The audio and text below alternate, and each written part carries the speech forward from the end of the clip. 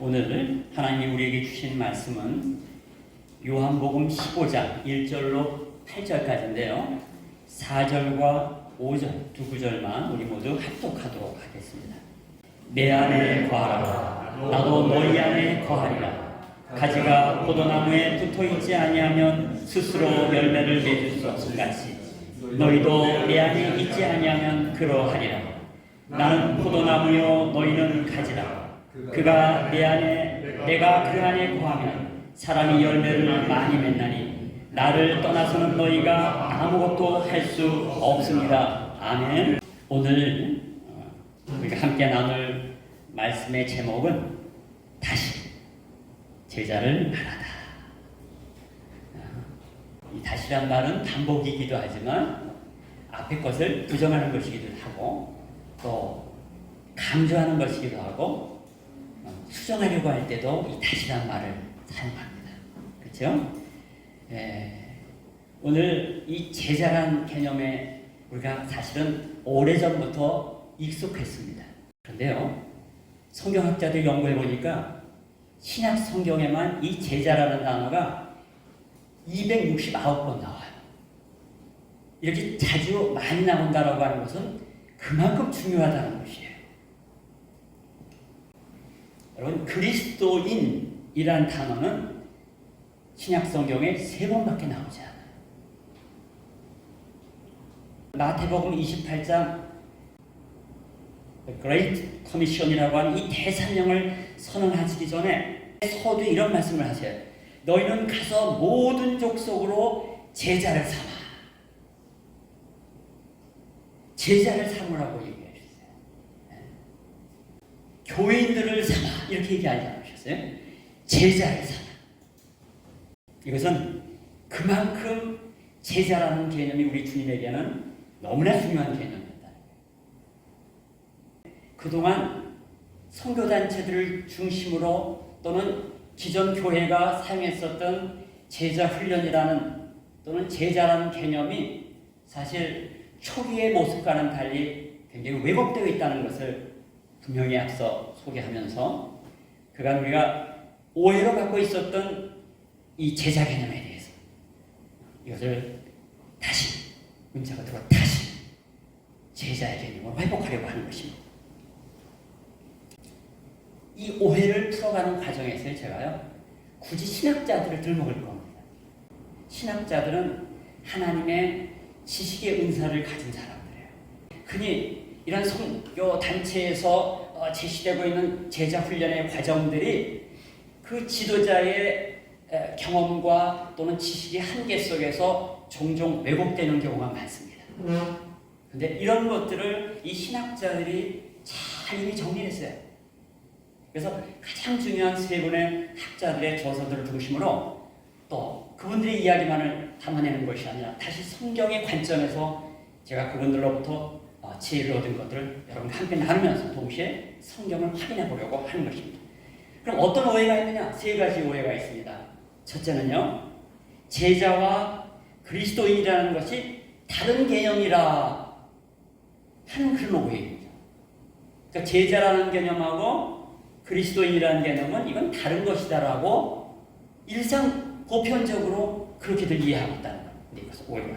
두 번째, 제자는 훈련 프로그램을 통해서 만들어질 수 있다 라고 하는 오해가 있다는 거예요. 그러니까 훈련을 통해서 제자는 세워지고 만들어질 수가 있다. 이런 오해가 있다. 세 번째는 제자와 관련하여 하나님의 은혜에 대한 또 오해가 있어요. 그래서 저는 이 3가지 오해를 성경의 말씀을 분석하면서 정리하고자 하는 것입니다. 첫째, 제자와 그리스도인은 다른 것이다. 이 오해에 대해서 좀 말씀을 드리려고 합니다. 그리스도인이란 이 단어는 크리스티아노스, 이 헬라어로 이렇게 발음되는데요. 원래 어떤 뜻이냐면 작은 그리스도 혹은 그리스도를 추종하는 자 이런 뜻이에요. 쉽게 말해서 예수님을 쫓는 따라가는 사람들을 가리켜서 그리스도인이다 이렇게 표현했다는 거예요. 근데 이 말이 처음 시작된 것은 성경에 분명하게 기록하고 있습니다. 사도행전 11장 26절에 보면요, 제자들이 안디옥에 내려갑니다.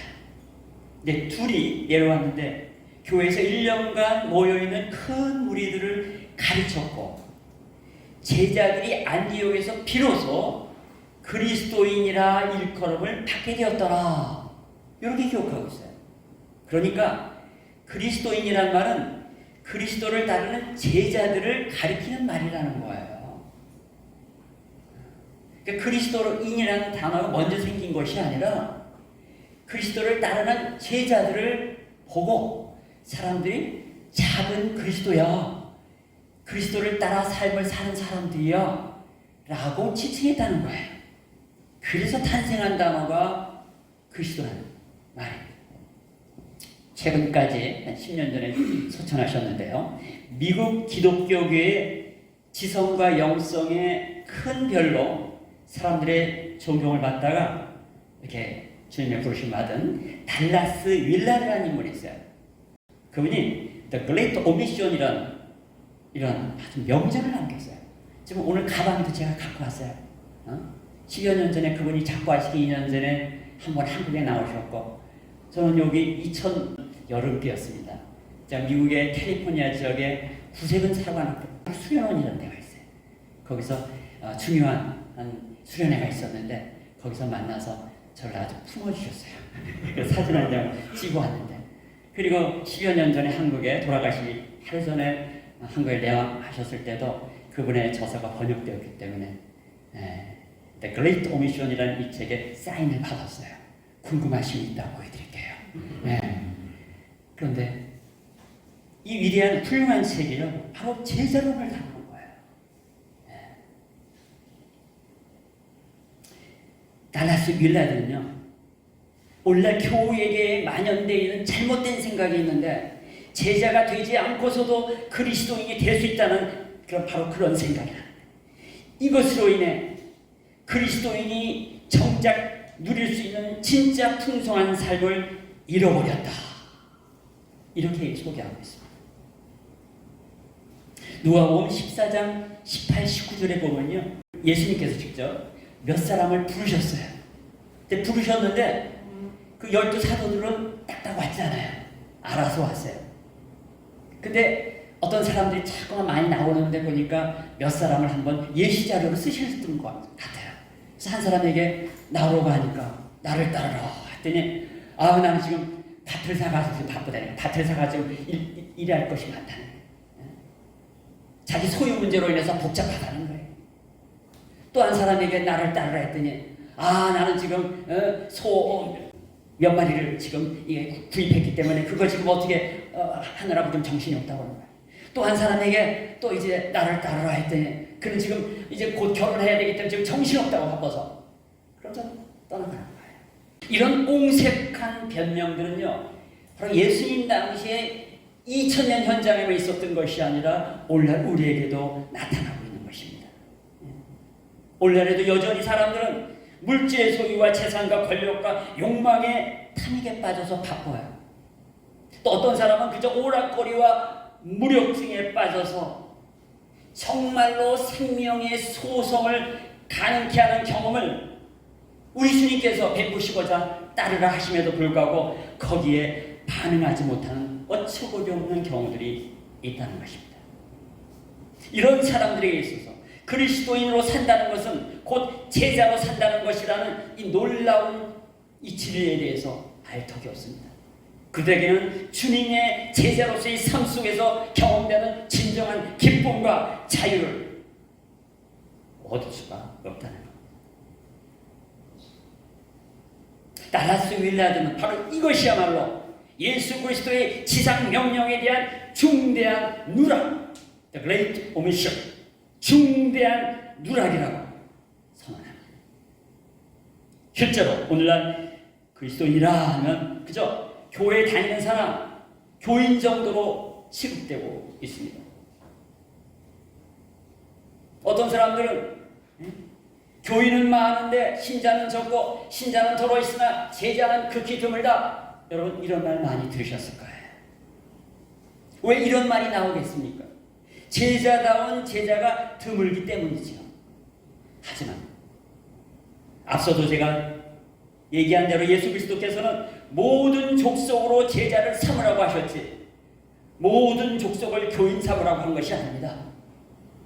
그리스도를 믿고 따르는 자는 바로 그분의 제자입니다. 제자만이 그리스도인 것이에요. 다음과 같은 말을 하는 분들이 있어요. 언어는 계속 변이 되고 변천하는 성질이 있다. 그래서 시대마다 많은 사람들이 그렇게 생각하면 또 그렇게 사용하면 결국 그것이 주류 개념이 되는 것이 아니겠느냐? 예, 물론 대중사회에서 사용되는 용어는 그럴 수 있어요.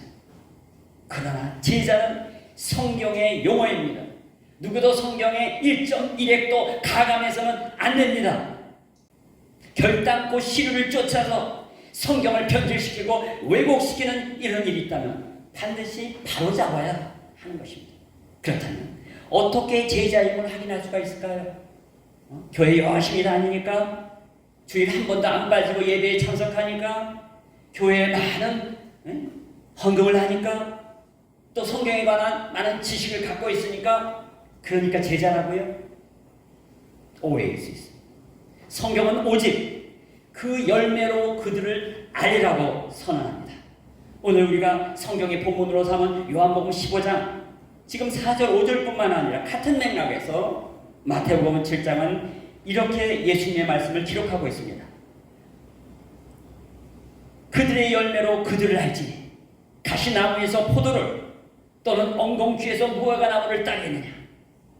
이와 같이 좋은 나무마다 아름다운 열매를 맺고 못된 나무가 나쁜 열매를 맺나니 좋은 나무가 나쁜 열매를 맺을 수 없고 못된 나무가 아름다운 열매를 맺을 수 없느니라. 아름다운 열매를 맺지 아니하는 나무마다 찍혀 불에 던져지느니라. 이러므로 그들의 열매로 그들을 알리라. 나더러 주여 주여 하는 자마다 다 천국에 들어갈 것이 아니요 다만 하늘에 계신 내 아버지의 뜻대로 행하는 자라야 들어가리라. 아멘. 제자의 문제는 존재론적인 근거로부터 접근해야 합니다. 앞서 우리가 요한복음 14장 15장 4절 5절에서도 있었던 것처럼 바로 그리스도 안에 거해야 합니다.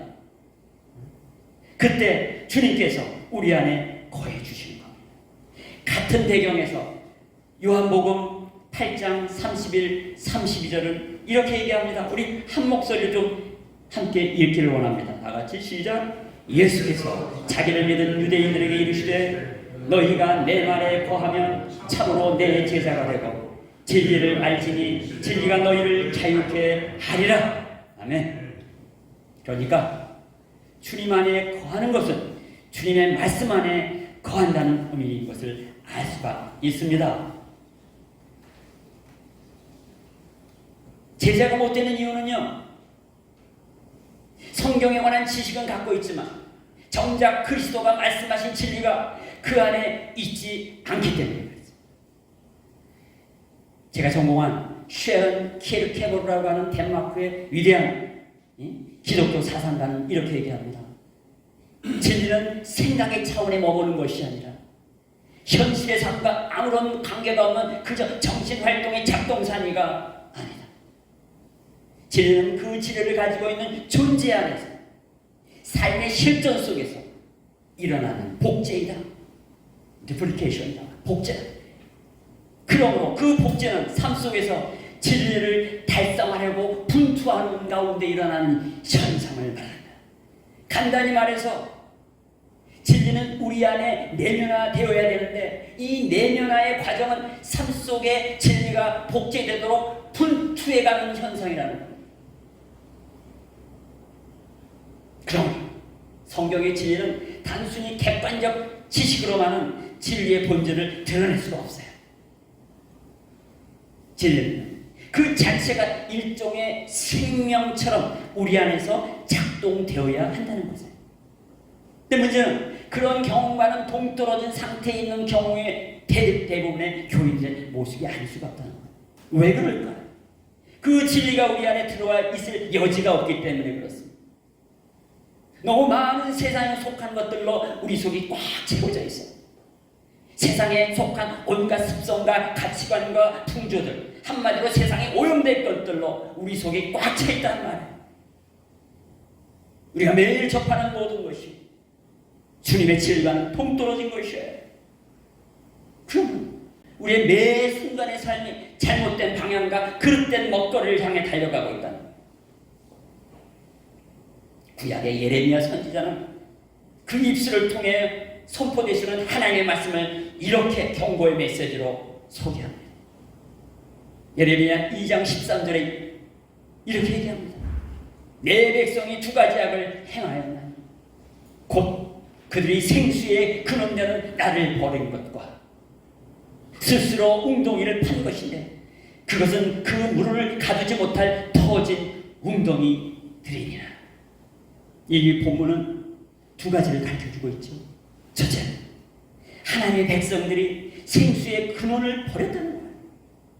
둘째는 그 대안으로 스스로 먹을 물을 찾아 웅덩이를 파는데 그 웅덩이를 파는 그 수고는 생수를 담아낼 수 없는 헛된 노력에 불과하다는 거예요. 깨진 항아리와 같은 겁니다. 오늘날 교인들의 삶의 모습을 보면 너무나 세상 것으로 가득 차 있기에 생수가 들어가 있을 여지가 없어요. 그래도 배고프니까 마실 물을 찾아야 그 모든 노력이 그러나 생수를 결코 담아낼 수 없는 터진 웅덩이에 불과한 거예요. 진정한 열매는 생수의 근원에 맞닿아 있을 때 비로소 가능합니다. 오늘 하나님 나라의 교회로서 맺어야 할 열매라고 하기에는 너무나 보잘것없는 무성한 나뭇잎들만이 가득한 현실을 보게 됩니다. 그리스도로부터 생명의 양분과 수분을 제대로 받지 못하기 때문에 열매를 맺지 못하고 있는 거예요. 포도나무는 원래 이건 목재용이나 불수식용이 아닙니다. 그러라고 주님이 심어서 건사하고 키우며 관리한 것이 아니에요. 오로지 포도나무는 포도의 열매를 맺으라고 주님이 그렇게 돌보고 가꾸던 것입니다. 제자의 존재 이유는 바로 하나님이 원하시는 하나님 나라의 열매를 맺는 데 있습니다. 바로 그 열매를 맺을 때 그 존재가 어떠함을 드러내는 것입니다. 열매는 가지 스스로 열매를 맺을 수가 없어요. 열매를 맺는 길은 오로지 포도나무 본체에 꼭 붙어 있어야 합니다. 또한 본체로부터 영양소를 공급받아야 합니다. 그것이 그 안에 거한다는 말의 의미입니다. 우리가 주 안에서 주가 우리 안에 거한다는 것에 달리 말하면 진리가 우리 안에 있다는 말입니다. 단순한 지식이 아니라 생명수에 해당되는 진리를 말합니다. 그러면 자연스럽게 열매를 맺을 수가 있어요. 이 열매는요 크게 두 가지로 나눴습니다. 하나는 인격의 열매, 하나는 삶의 열매, 사역의 열매라고 할 수 있어요. 언젠가 다시 우리는 다시 열매를 말하다 이런 제목으로 여러분과 나눌 것입니다. 그때 자세히 말씀드립니다. 중요한 것은 주님이 원하시는 열매를 맺는 자만이 제자라는 거예요. 두 번째 오해가 있습니다. 제자는 훈련 프로그램을 통해 만들어질 수 있다라는 오해입니다. 교회나 이 선교단체의 제자 훈련들은요 주로 훈련에 초점을 맞춥니다. 그래서 그 제자 훈련이라는 단어의 영어로는 이 discipleship training이에요. 그냥 disciple 트레이닝이 아니고 discipleship training. 그러니까 제자도 훈련 뭐 이런 뜻이겠죠. 이런 표현을 쓰는 이유는 제자가 되는 것은 훈련을 통해 가능하다는 생각을 반영하는 거예요. 물론 훈련은요 유익한 면이 있습니다. 그러나 성숙의 과정 속에서 훈련이라고 하는 것은 한정적이고 제한적입니다. 물론 훈련을 통해서 습득돼야 될 그런 부분이 있어요. 우리 어린 시절에 이제 초등학교 들어가기 전에 제일 먼저 우리 부모님들이 습관을 들이는 것 가운데 뭐가 있습니까? 칫솔질하는 거 아닙니까? 칫솔질하는 거 정말 익히는 거 어려워요. 여러분 우울증들 그 사람들은 딱 훈련시키면 그대로 해요. 근데 다이어트일 때, 영 훈련이란데. 그래서 아주 정기적으로 여러분 아침에 식사하고 저녁에 자기 전에 중간에 한 번 더 하시는 분들 계시더라고요. 아주 정확하게 이 양치질 하시는 분들은 두 가지 이용해요. 성격 기질상 어떠냐? 두 번째는 아주 그냥 완전히 이빨이 그냥 몇 차례 고생해가지고 어쩔 수 없이 닦는다. 이 두 분이에요. 근데 그도 다혈질은요, 처음에는 수술하고서 이빨 새로 만들고서 한참은 좀 딱딱 한두 달처럼 또 굳이. 자, 뭐 어쨌거나 훈련은 유익합니다. 그래, 이것이 우리의 진정한 성장, 성숙을 가져오는 데는 한계가 있다. 여러분 육군사관생도들이요, 4년간 사관생도로서 훈련하는데요. 제가 저는 하사관으로 훈련을 받았는데 한 번은 문무대에서 우리 사관생도들이랑 같이 훈련을 받은 적이 있어요. 근데요, 즉각식사. 절대 옆으로 눈을 돌리지 않아요. 3명만 돼도 이제 종대로 서가지고 가는 거예요. 그래서 그냥 군대의 장교의식이 딱 차 있습니다. 그래서 최전방에 이 소대장은 반드시 육군 사관학교를 막 졸업한 사람들을 전방 DMZ 보내는 거예요. 그래서 6개월은 거기 있다는 거예요. 6개월. 그리고 나서 후방으로 이제 전국하기도 하고 이제 보직이동도 한다는 거예요. 그런데 이렇게 훈련이 잘 된 이 사관생도도요, 4년 그렇게 몸에 붙은 이 의식화된 훈련의 과정 속에서 얻은 그 생각들과 몸에 배는 것이 3년 지나면 다 풀린다는 거예요. 3년 지나면. 이건 장군이 한 말이에요. 근데 군대를 제대하면 6개월이면 다 그냥 물 빠진다는 거예요. 이런 철저한 훈련조차도 어찌 사관생도보다 더 확실한 훈련이 어디 있겠어요. 그런 훈련조차도 시간이 지나면 안 왔다. 훈련치 아니하면 금방 사라져. 이런 모든 훈련들을 이 열심히 하는 그런 단체들과 그런 부류의 사람들 나쁘다는 거 아니에요. 그러나 진정한 변화는 단순히 이런 훈련식의 노력을 통해서 얻는 것이 아니라 특별히 영적인 성장은 성령에 의해서만 가능하다는 것. 성령에 의해서만 변화가 된다는 것이에요. 왜 그런가? 이런 훈련 방식은요, 이 자연스러운 변화 과정을 반영하지 못해요. 억지로 강제적으로 하는 거예요. 그리고 개별적인 특성들을 반영하지 못해요. 그리고 전인적인, 전방위적인 영역들을 다 성숙시키지 못해요. 물론 이렇게 얘기하니까 훈련 안 하는 것이 좋겠다는 생각하시면 안 돼요. 훈련은 필요해요. 훈련이 나름의 유익이 있습니다.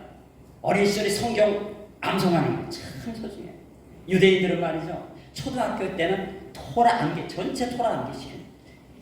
이 초등학교 시절 전체를 그 예시학교에서 이스라엘 현대학교 말고요, 이스라엘 종교학교도요. 그래서 걔네들, 저도 이제 제 기숙사에서 이제 히브리어, 현대 히브리어는 성경의 히브리어하고 좀 달라요. 현대 히브리어를 배우려고 또 그 타운으로 내려갈 때, 버스를 타고 갈 때는 그 예시바 학교 어린애들이랑 다 같이 타고 가요. 그럼 우리 마치 성경 암송하듯이 걔는 쪽 토라를 펴가지고 암송. 절대 옆에 쳐다보지도 않아요. 다 올라서면 그냥 쪽 토라를 암송합니다. 오늘 학교 가가지고 선생님한테, 랍비들한테 검사를 받을 겁니다. 얼마나 열심히. 그리고 중학교 때는요, 해석법을 나갑니다. 미드레시라고 해석법. 그리고 이제 고등학교 정도 되면 그때부터 전부 토론입니다. 이 과정을 반드시 밟아야 돼. 오늘날 현대 교육과목 중에서 브레인스토밍이라고 해서 아무거나 다 얘기해라. 열린 사고를 하자. 이러는데요. 그런 식이 아니에요. 엉터리야. 저는 교육학자로서 40년을 지냈지만 그런 방식은요, 속에 들어가 있는 선이해, 온갖 작동산이가 그냥 드러나는 거에 불과한 거예요. 얼마나 내 내면 속에 무의식 세계, 작동산의 무의식 세계가 무엇에 의해서 세속적인 어떤 영역에 의해서 자리매김하는 그게 드러나는 거예요. 그런데 얘네들은 달라요. 어린 시절에 성경의 토라를 완전히 암기시키고, 그리고 그 다음 단계로는 해석법을 배워요. 수많은 선대의 훌륭한 랍비들의 해석 방법들을 미드레시라고 하는 것을 통해서 배웁니다. 그리고는 고등학교는 그걸 가지고 수많은 토론을 하니까 벗어나지 않는 거예요. 제가 왜 오늘 세 분의 20세기를 관통하는 최고의 학자들의 그 이야기를 근거로 하여 여러분과 나누는 이유가 있어요. 저도 40년을 제자훈련과 관련된 그런 영역에서 연구하고 공부하고 가르쳐온 사람이에요. 그럼에도 불구하고 제가 왜 이들에게서 귀 기울이느냐? 그분들에게는 분별의 은사가 있어요. 그분들에게는 영을 밝히 보는 안목들이 있어요. 그래서 그들이 평생에 걸친 그들의 주옥 같은 해석을 가지고 검토해 볼 필요가 있다는 거예요.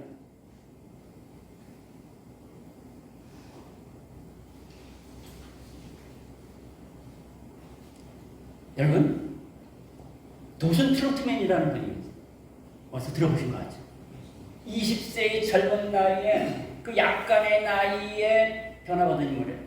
그런 청소년기에 그 가족의 어려움을 통해서 아주 사춘기를 거칠게 보냈어요. 그러다 보니까 20살이 됐을 때는요, 그저 술집에서 술 퍼먹고서는 난동을 부리는 게 그의 일상이었어요.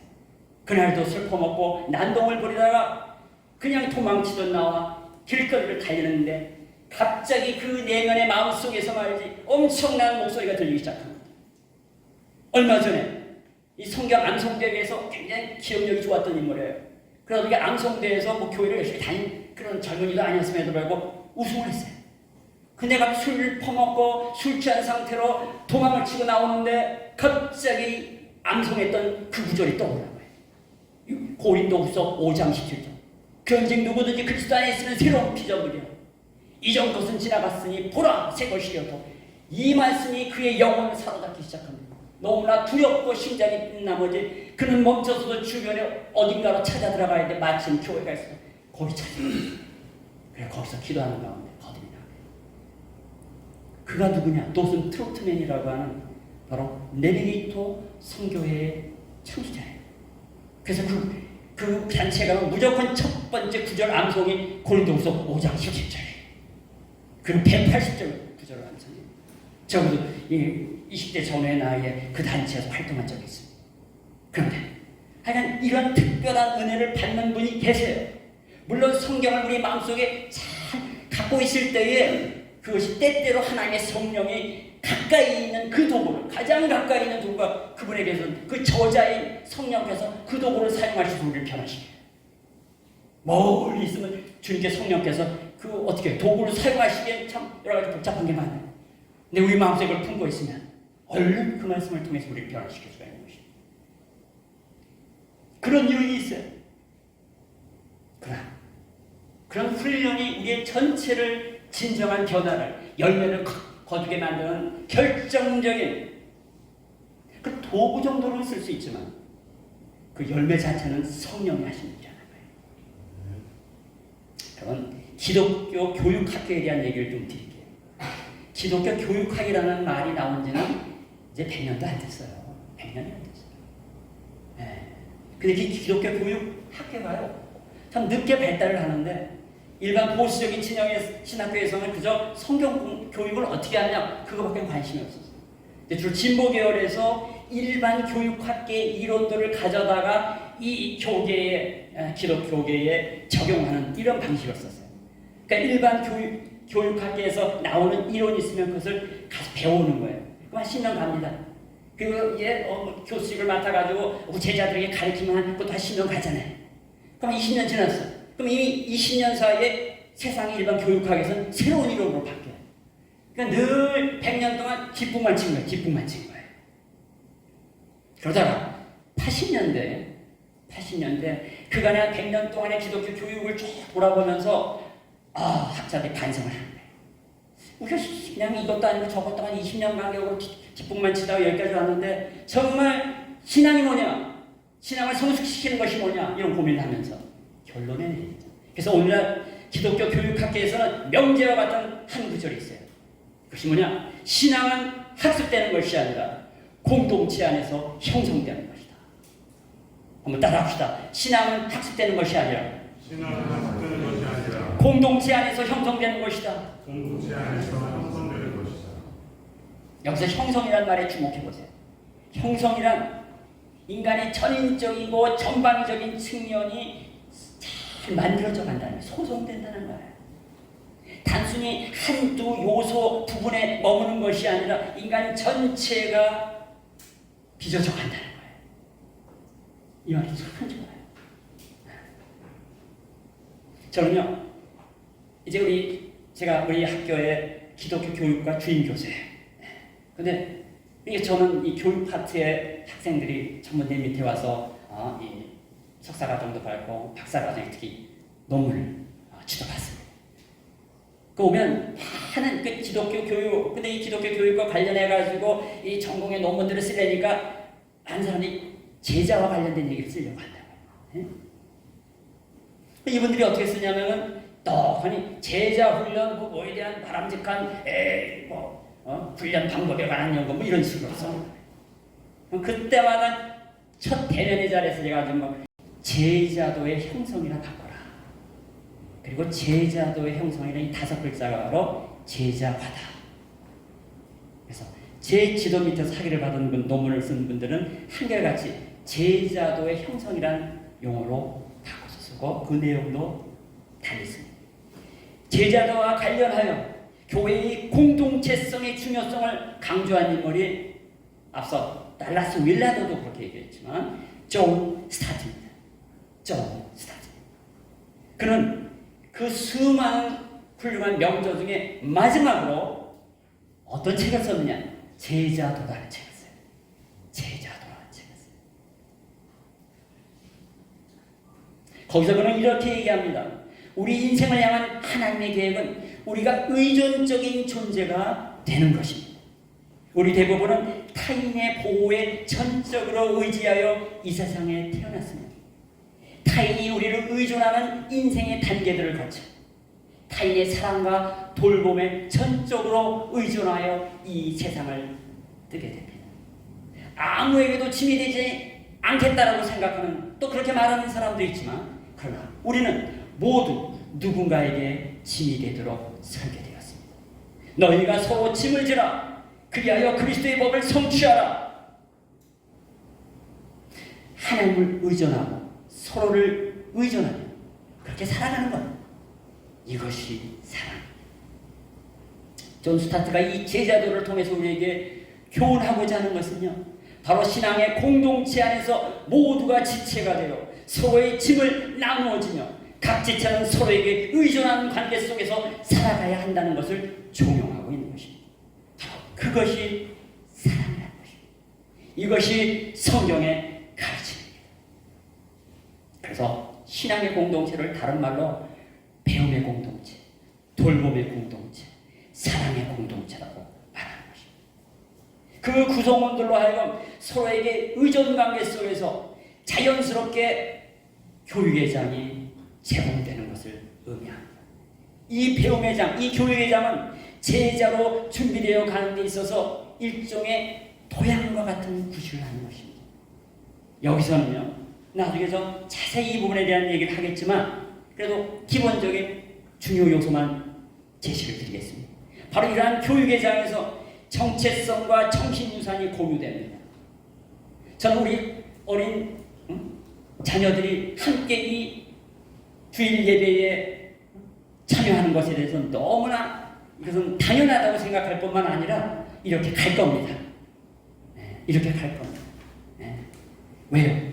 우리의 예배 현장 속에서 어른들의 아름다운 본이 될 만한 모습들을 보면서 그들은 바로 그 행위 속에 담겨있는 정체성과 정신유산을 함께 공유받는 것입니다.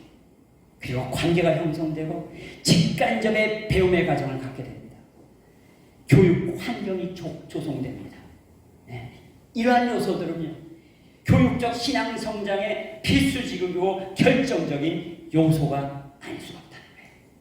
그저 교실에서 몇 가지 지식을 얻어갖겠다고 이 단편적인 습득의 과정이 아니라 종합적인 현실의 장에서 제공되는 문자 그대로 신앙 형성의 구조와 과정을 경험시키는 것.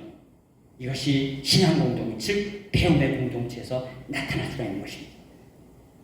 포도나무는요, 제목 뭐 가구를 만드는 그런 제목으로 쓰려고 싣는 것이 아니라는 말씀이 이미 드렸습니다. 열매를 위해서 그러므로 준비되어야 합니다. 근데요, 열매를 맺기 위해서는요, 이러한 신앙의 공동체, 그 배움의 공동체에서 열매를 맺기 위해서는 세 가지가 또한 필수 조건입니다. 첫째는요, 본체에 꼭 붙어 있어야 돼요. 본체. 가끔 어떻게 하다 보면 이제 이 가지가 꺾이는 수가 있잖아요. 예? 꺾이면 그냥 그걸 어떻게 바로 잡혀가지고 이게 죽지 않게 하려고 뭐 테이프를 붙여놓기도 하고 뭐 가진 이런 방법들 덜어 쓰기도 합니다. 근데 어쨌든 꺾여도 이게 치명적인 어려움을 가져요. 왜? 예, 그 나무의 본체로부터 생명수가 올라오는 것을 차단하는, 막게 만드는 이런 문제가 있기 때문입니다. 그래서 본체에 붙어 있어요. 그러면서 두 번째는 뿌리로부터 둥지를 통해 올라오는 영양 수분을 공급받아야 합니다. 그리고 가장 중요한 세 번째는 가지의 나뭇잎들이 광합성 작용을 통해 열매를 맺기 위해서 서로 협조해야 돼요. 여러분, 포도나무는요, 모든 가지에서 다 포도결실이 맺어지는 게 아니에요. 그 몇 년생 가지에서만 열매가 맺혀져요. 그러면 나는 아직 샘핑이라서 아직 열매 맺을 때가 안 돼, 나 몰라. 안 돼요. 그런 가지에 나와 있는 나뭇잎들도 열심히 광합성 작용을 해요.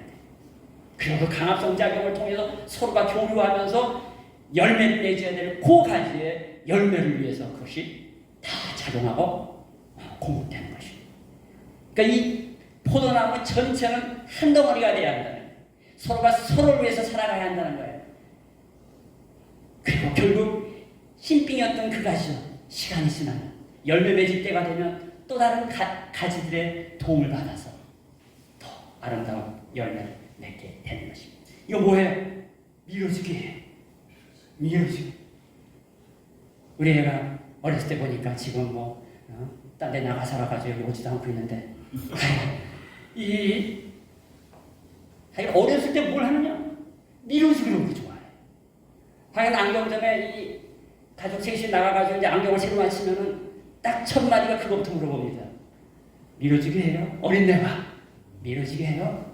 아빠 마일리지, 엄마 마일리지, 전배가 자기 좋은 안경 사겠다는 거예요. 여러분, 저는 그 장면에서 애가 어린애가 그렇게 말하는 거 하나하나의 과정을 통해, 야, 이거 부모 덕을 이리 받고 저리 받고 아주 몽땅 마일리지까지 끌어먹어 지가 이렇게 타는 거구나. 네, 여러분, 밀어주게 하십니다. 이 신앙의 공동체 안에서 밀어주게. 여러분, 근데요, 나무의 가지들은요, 서로에게 해를 안 끼쳐요. 가지들이. 밀어주기를 잘해가지고. 근데 인간 공동체만이 이 죄성으로 말미암아 이것을 벗어나고 극복해야 할 노력에 일들을 해야 한다는 거예요. 그래요.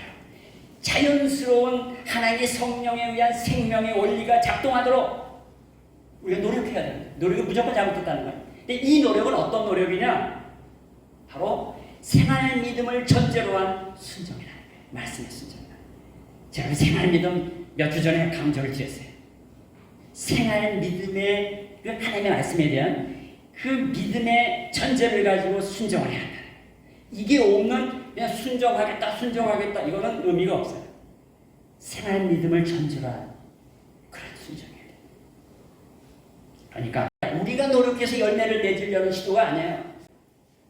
너희가 나를 떠나서는 열매를 맺을 수 없다고 얘기하셨어요. 그러니까 우리의 노력을 통해서 열매가 맺어지는 것이 아니라는 거예요. 오히려 우리의 노력은 어떤 것이냐? 인간의 죄성이 작동하는 원리에서 벗어나는 자기 부인을 전제로 성령을 의지하는 거예요. 이런 노력을 해야 돼요. 이것도 노력이란 말을 가서 붙일 수 있다면 이걸 노력이라고 할 수 있을 거예요. 그런 순종을 해야 한다. 세상의 죄성이 작동하는 원리에서 벗어나는 거라고요? 자기 부인. 이것을 전제로 성령을 의지하는 겁니다.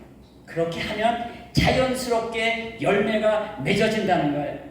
뭐 죄송한 얘기지만 오늘날 한국 교회에, 아니 한국 교회만도 아니에요. 미국 교회도 그래요. 그래서 그거 다 못 따온 거예요.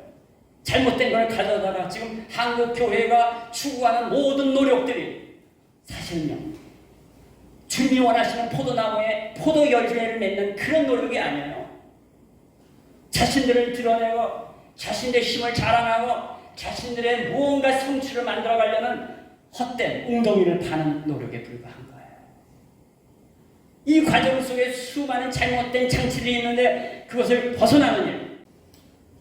서서히 그것이 어떤 것인가 여러분 같이 생활하면서 굳이 말로 다 표현할 필요 없어요. 우리 신앙 공동체가 나아가는 방향을 경험하면서 여러분들은 이런 것이구나 할 거예요. 우리는 이러한 세속적인 이러한 작동을 원리에서 벗어나기 위한 이 자기 부인이 그것이 적용된 그런 방향으로 갈 거예요. 거기에 동참하시는 저와 여러분이 되기를 주님의 이름으로 축원드립니다. 마지막 세 번째로 어떤 오해가 있느냐? 제자와 관련된 하나님의 은혜에 대한 오해. 하나님의 은혜에 대한 오해. 제가 세 분의 중요한 인물들을 소개한다고 했어요. 첫 번째가 달라스 윌라드였어요. 두 번째가 존 스타트였어요. 세 번째 인물이 바로 그 유명한 본 해퍼입니다. 한 20-30년 전만 해도 이 본 해퍼 얘기를 엄청 많이 했거든요. 요즘 그냥 20-30년 동안 이 본 해퍼 얘기하는 그런 표현이 거의 없어졌어요. 제가 다시 한번 여러분과 나누기를 원합니다. 이 본 해퍼라고 하는 인물은 20세기 전반기를 살다간 독일의 위대한 신학자요 목사입니다. 그는 독일 루터교의 목사이면서 반나치 운동에 가담해서 체포되어 39세의 젊은 나이에 형장의 이슬로 사라진 인물이에요. 그는 제자라는 책을 쓰게 되는데요. 그는 이 책을 통해서 값싼 은혜와 값비싼 은혜를 대비시켜 소개합니다. 뭐라고요?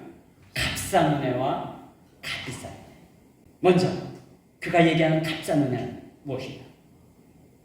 값싼 은혜란 교회의 철천지 원수입니다. 값싼 은혜는 싸구려 상품이요 떠리로 팔아버린 사지, 헐값으로 팔아버린 위로요, 거저 팔아버린 성례전과 같습니다. 값싼 은혜란 교회의 창고에 무진장 쌓아놓고 주저없이 마구잡이로 쏟아버리는 것과 같습니다. 한마디로 말해 값싼 은혜는 대가나 노력 없이 거저 얻어가는 은혜에 불과합니다.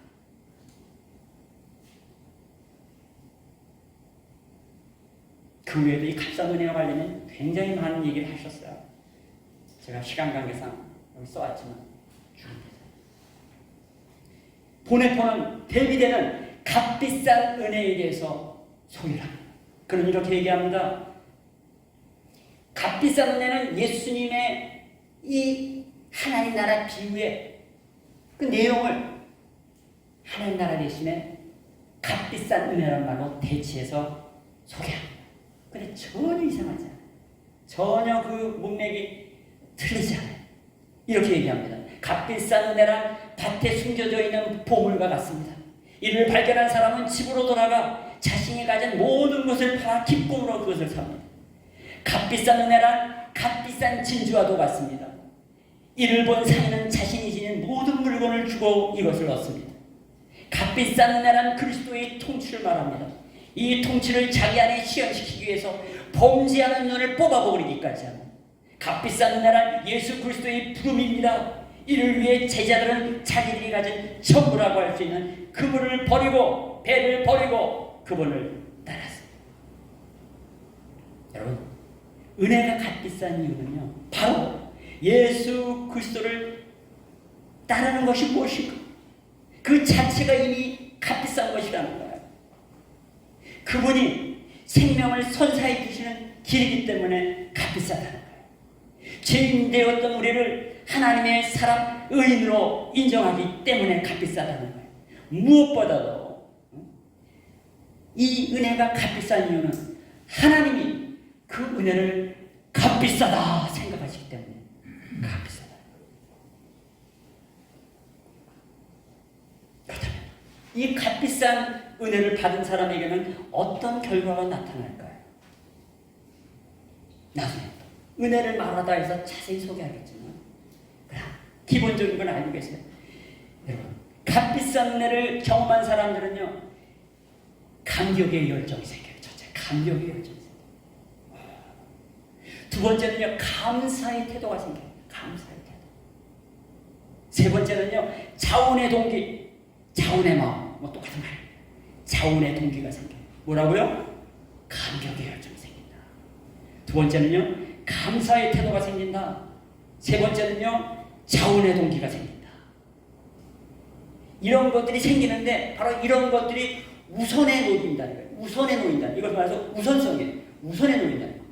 잠깐 기분 좋을 때는 그게 좀 나타나다가 시간이 지나면 뭐 그게 이게 아니에요. 지속적이야.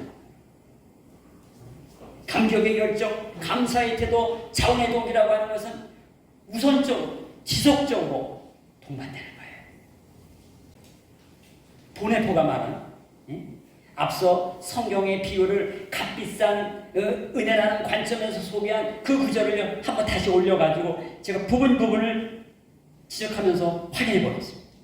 거기 보면 값비싼 은혜란 밭에 숨겨져 있는 보물과 같습니다 하면서 이를 발견한 사람은 집으로 돌아가 자신이 가진 모든 것이라고 합니다. 모든 것. 또 진주와 같다 하면서 상인에 가서 자기가 지닌 모든 물건을 주고 얻었다고 얘기합니다. 끝에 가면은 제자들이 말이죠. 자기들이 가진 전부를 다 버리고 그냥 쫓았다. 그럼 모든 것을, 모든 물건을, 모든 전부를, 이건 왜 그럴까요? 이게 어떻게 가능할까요? 그 소중한 값비싼 은혜에 대한 감격 때문에, 그거를 만나게 된 것에 대한 열정 때문에 그래요. 여기는 감격 열정이에요. 감격 열정. 또 그것을 파는데 기쁨으로 판다고 그랬어요. 기쁨으로 판다는 거예요. 지금 갖고 있었던 아무것도 그거 아깝지 않아. 이게 더 소중하니까. 여기는 감사의 태도뿐만 아니라 자원의 마음이 있는 거예요. 자원의 마음. 여러분, 그러므로 우리가 은혜 받은 사람들은요, 억지로 무슨 뭐 헌금하시오, 억지로 무슨 뭐 어디에 헌신하시오, 이럴 필요 없어요. 저희 교회는 앞으로 그렇게 하지 않을 겁니다. 감격의 열정이 있는 사람, 감사의 태도가 있는 사람, 자원의 마음이 있는 사람, 이것은 값비싼 은혜를 경험하고 그것을 소유한 자들만이 가게 됩니다. 저는요, 오늘 설교 제목에 다시 계좌를 말하다는 제목 아래 성경적인 개념을 오해하고 있는 현실 교회에서 우리가 어떻게 하면 이것을 바로잡을 것인가라고 할 때에 위대한 세 명의 신학자이면서 목회자이면서 그러면서 수많은 20세기를 관통하는 아주 중요한 인물 세 분을 들어 그분들의 말씀들을 인용했습니다. 근데 제가 굳이 더 많은 사람들이 있음에도 불구하고 이 세 분을 들먹인 이유가 있어요. 이 세 분은요, 암과 말과 삶이 일체적입니다. 문자 그대로 그리스도의 제자였다는 거예요. 이들은 정작 값비싼 은혜가 무엇인지 정확하게 알고 있을 뿐만 아니라 그것을 위해서 열매를 맺었던 분들이라는 거예요. 여러분, 달라스 윌라들은요, 제가 한 3번 만나뵀는데 한 번은 식사도 같이 했고요. 첫 번째 만났을 때 제가 얼마나 감격이 있는지, 그 2005년도에 만났을 때 아까 처음 사진, 그땐 저도 좀 젊어 보이지 않습니까? 네. 그분도 젊어 보였어요. 2011년도에 만났을 때는 역시 이제 많이 늙으셨더라고요. 남캘리포니아 대학의 철학 교수로서 신학과 교수보다 더 영향력을 줬어요. 박사학위를 준 제자가 1000명입니다. 정말 자신에게 주신 은사를 따른 노력의 결과로서 한 가지 일에 집중해 자기 역할을 했어요. 대단해요. 근데 많은 사람, 수많은 그의 제자들이 그를 존경하는 이유가 뭐다? 왜요? 암과 말과 삶이 일치했다. 이런 한 번의 만남, 두세 번의 만남이 사람들에게 영향을 줄 수 있는 사람이 돼야 되는 거예요. 근데요, 또 존 스타트는 어떠냐? 존 스타트는 저는 성공의 사제 출신의 목사예요. 정말 그의 생애 속에서 너무 주옥 같은 책들을 많이 썼어요. 그리고 마지막 최후의 이 저작은 바로 제자도라는 그 책이에요. 그런데 이분이 왜 중요하냐? 70년대 초반, 제가 기억하기에 1973년 4년 어간에 로잔 대회라는 게 있었어요. 그게 빌리그레함과 함께 이 존 스타트가 양파예요. 흩어져 있고 이 진보 진영이 자유 진영의 신학의 이 교회를 엄습하는 그 시대에 복음주의 진영의 교회를 묶은 대회가 바로 그 로잔 대회예요. 그래서 그 로잔 언약이라고 하는 그들의 신앙 고백을 이분이 준비했어요. 그래서 지금까지도 이 존 스타트의 그의 이 생각들과 작품들이 수많은 사람들에게 영향을 준다는 거예요. 그러고서 세 번째, 보네포 얘기를 하면서 오늘 이야기를 마치려고 합니다. 보네포는요, 21세에 베를린 대학에서 신학박사학위를 받고 23세에 교수가 된, 신학교 교수가 된 천재적인 신학자입니다. 그가 활동하던 시기는 히틀러가 독일을 장악했던 바로 그런 때예요. 결국 나치의 박해에 의해서 그런 교수직에서 추방됩니다. 그래서 미국의 신학자들이 초청합니다. 그래서 미국에서 몇 년간 활동하면서 순회 신학 강연을 하고 특별히 그 유니온 신학교에서 그 연구를 계속하는데, 그러나 그는 마음이 편하지가 않았어요. 그는 값비싼 은혜가 무엇인지를 경험한 인물이었기 때문에 이국 땅에서 그저 편안하게 신학이나 연구하는 사람으로 남을 수가 없었어요. 그 스승이 리차드 니버의 그 간곡한 만류에도 불구하고 그는 자신이 믿는 말을 온몸으로 실천하고자 조국 독일로 돌아갑니다. 그래서 그는 이렇게 유명한 대사를 남겼어요. 미치광이에게 운전대를 맡길 수 없습니다.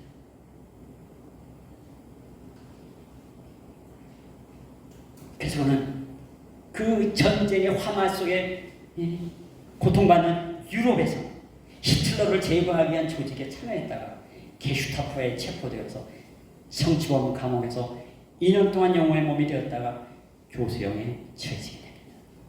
한 2, 3주만 지났어도 독일이 전쟁에서 패해서 이제 회복될 수가 있었는데, 제가 마침 이 설교 원고를 준비하는데 어제 큐티의 본문이 어디냐면요, 생명의 삶의 본문이 사도행전 21장 1절로부터 14절이에요. 이 본문은요, 사도 바울이 예루살렘에 올라가는 도중의 이야기입니다. 지나가는 마을마다 제자들이 찾아와서 절대 가지 말라고, 가지 말라고. 근데 예루살렘에 올라가기 바로 직전에 뭐였냐면 가이사랴에 간 거예요. 가이사랴. 그 가이사랴에 누구의 집에 갔느냐? 7 집사 중에 하나의 빌립, 전도자 빌립. 그 집에 갑니다.